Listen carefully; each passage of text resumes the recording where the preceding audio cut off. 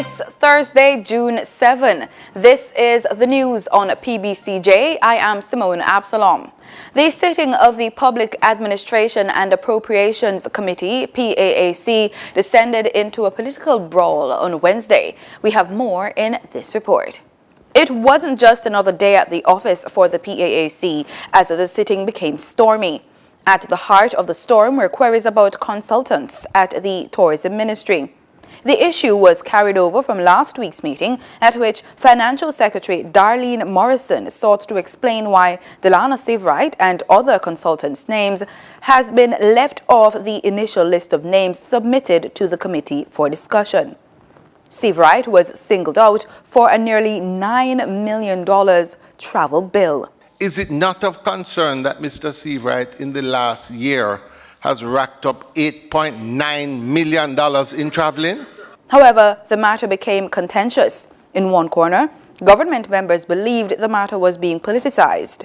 In the other, the opposition members insisted that the committee was well within its rights to bring up the matter, despite it not being on the day's agenda. Just on the list of persons who are now hired at the Tourism Product Development Company. Chairman, are we finished with the road, sir? You have the president of G2K, Stephen Edwards. You have Tora Hamilton, who is the legal advisor, Chairman, and advisor on gender affairs. Chairman. You have Daryl White-Wrong. Chairman. You have Lionel Myrie, who is the former general secretary.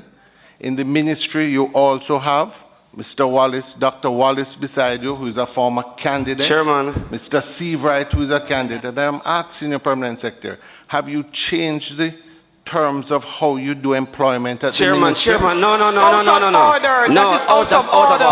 No. Out of order. It's out of order. Yes. Chairman, are we finished with our discussion on the road? On the road. Are these persons Jamaicans?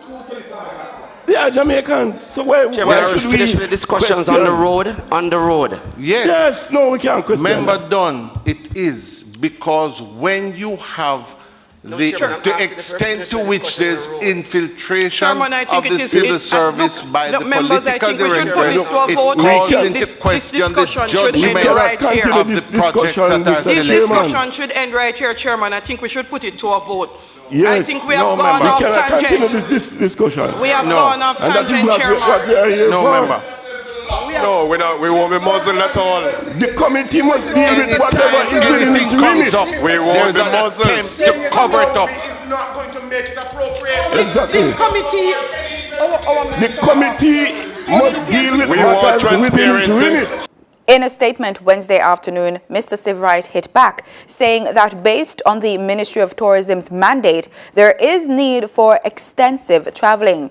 He said this has resulted in, among other things, the opening up of new source markets in Latin America and Europe, more hotel rooms being built in Jamaica, additional flights to the island, as well as closer collaboration with cruise operators.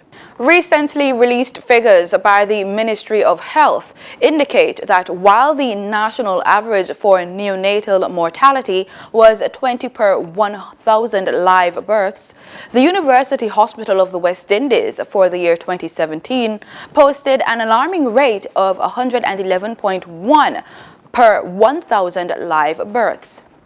In fact, the quarterly report of the Ministry of Health released to the media yesterday indicates that this was the greatest neonatal death rate to be registered by any of the country's public hospitals in 2017. It was, however, not clear yesterday why the neonatal mortality at the UHWI, a facility known for its reproductive programs, was much above the national average. The neonatal mortality rate is calculated by the number of children under 28 days of age who die, divided by the number of live births in that year, times 1,000. The quarterly report also released figures of 18 hospitals. According to the United Nations Children's Fund, UNICEF, the first 28 days of life, the neonatal period, are the most vulnerable time for a child's survival. Children face the highest risk of death in their first month of life, at a global rate of 19 deaths per 1,000 live births.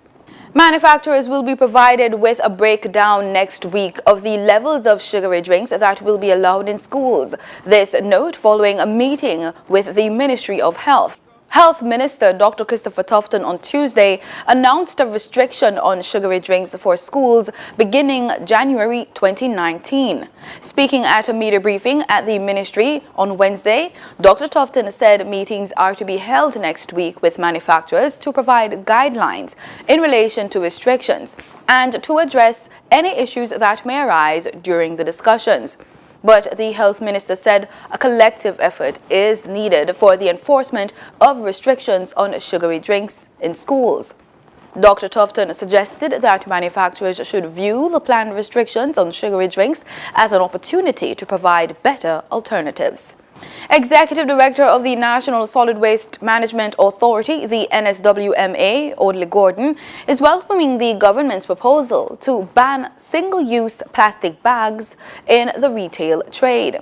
And he says the NSWMA is moving to build 3 garbage transfer stations across the island.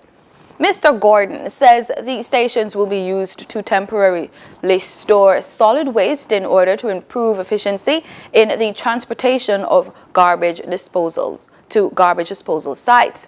He says the first facility will be built in Trelawney. The Labour Ministry is refusing to disclose the findings of an investigation it conducted at the Mandela Highway project site, where employees have been off the job since last week, protesting poor working conditions and low wages. The ministry says the probe was prompted by reports made in the public space about the working conditions.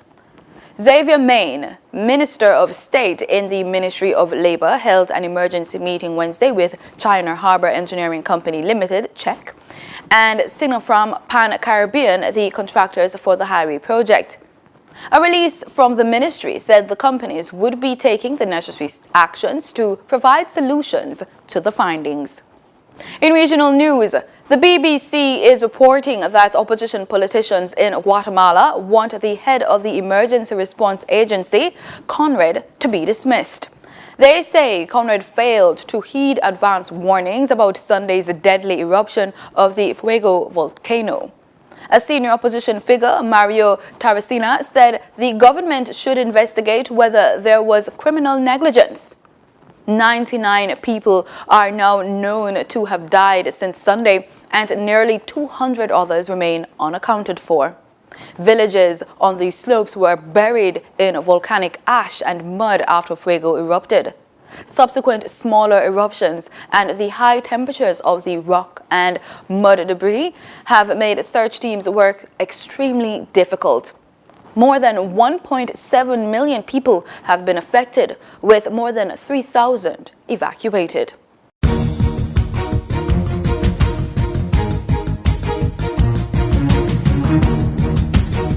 In sports, Marvette Anderson has been appointed as head coach of senior Sunshine Girls team. Anderson previously served as co-coach with Sasha Gay Henry, who tendered her resignation last month. It's further understood that veteran coach Winston Nevers has been appointed as Anderson's assistant. Netball Jamaica is expected to issue a release about the new coaching appointments today. And that's the news. Do stay with us. The weather report is next.